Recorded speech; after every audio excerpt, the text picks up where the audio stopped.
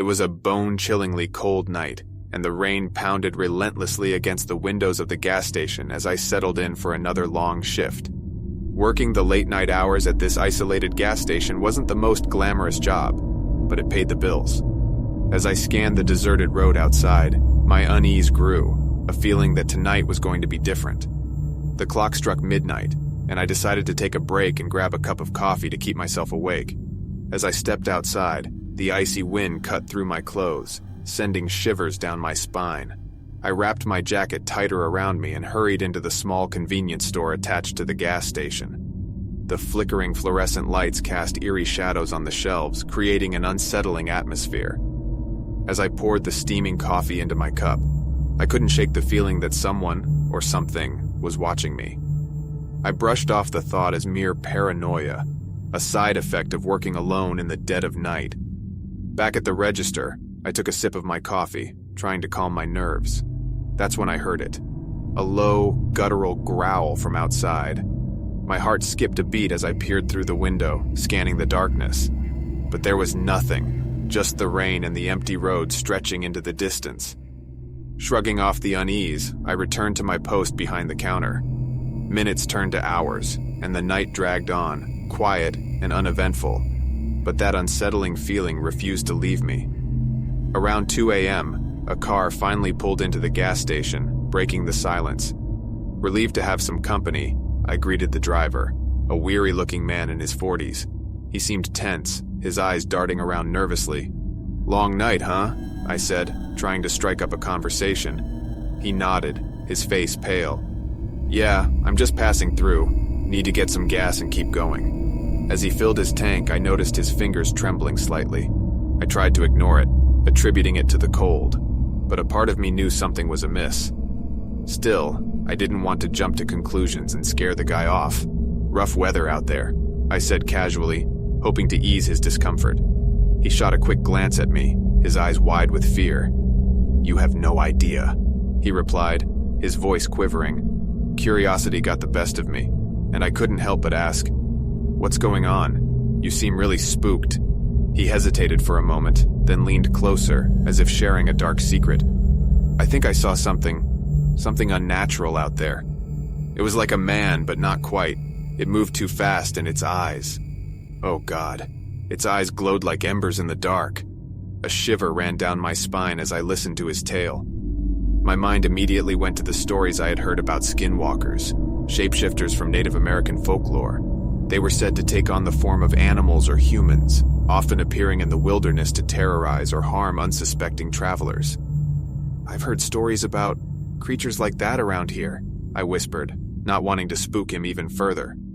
He nodded, relieved that I didn't dismiss his encounter as pure imagination. "I need to leave. I can't stay here any longer." With his tank filled, he paid and hurried back to his car.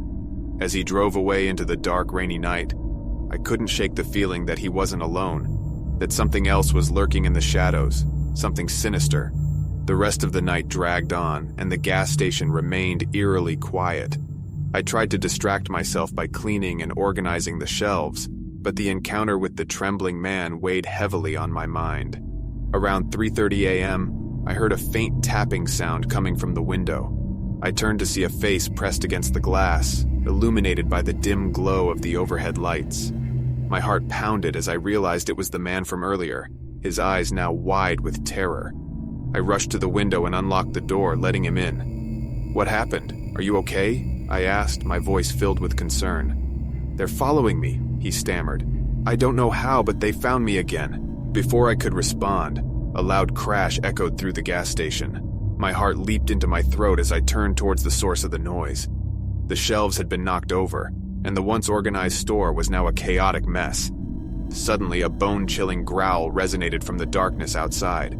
It was the same guttural sound I had heard earlier, a sound that sent shivers down my spine. The man clung to my arm, his grip tight and desperate. "You have to help me, please! They're coming for me!" I knew I couldn't leave him alone. With trembling hands, I grabbed a baseball bat from behind the counter and urged him to hide in the storage room at the back of the gas station. As I locked the door behind him, I heard more growls, this time closer. My heart raced, and I realized that whatever was out there was now inside the gas station with me. I took a deep breath, trying to steady my nerves, and stepped out into the main area of the store. The flickering lights made everything seem more sinister, and the rain drummed ominously on the roof. "Show yourself!" I shouted, trying to sound brave despite my fear. For a moment, there was silence. Then a figure emerged from the shadows, moving with an unnatural grace. Its eyes glowed like fiery coals, and its limbs seemed elongated, twisted, and distorted. A skinwalker. I raised the baseball bat, my hands shaking as the creature advanced towards me. It let out an eerie, high-pitched howl that sent a chill down my spine.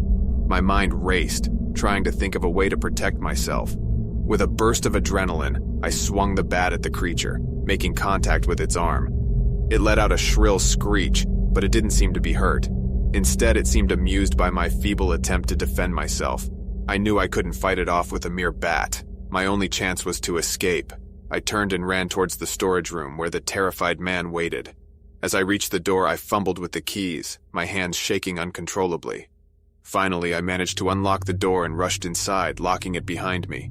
The man looked at me with wide eyes, and we both knew that our lives were in grave danger. "They won't stop until they get what they want," he whispered, his voice filled with resignation. I nodded, my mind racing for a way out. I knew that staying in the storage room was not a long-term solution. They would find us eventually. "We need to get out of here," I said, trying to sound confident despite my fear. He hesitated for a moment, then nodded in agreement. Together, we made a plan to sneak out the back door of the gas station and make a run for his car. As we crept through the dark storage room, my heart pounded in my chest. Every creak and rustle seemed magnified, and I feared that at any moment, the Skinwalker would find us. Finally, we reached the back door.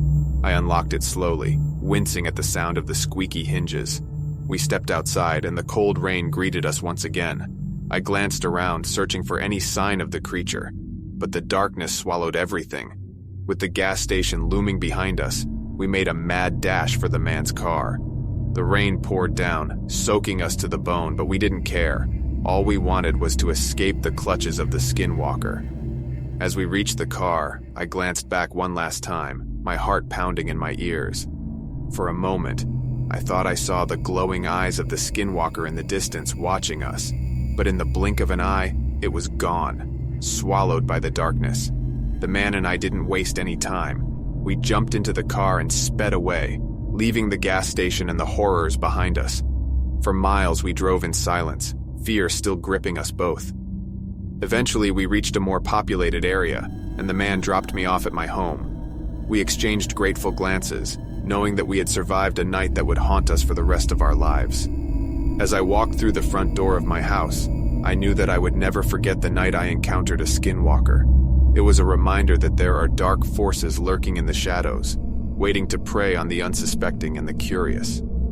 From that night on, I never worked the late-night shift at the gas station again. The memories of that encounter and the eerie feeling of being watched never left me. And while most people never believed my story, I knew the truth. Something malevolent lurked in the darkness, and it was closer than we could ever imagine.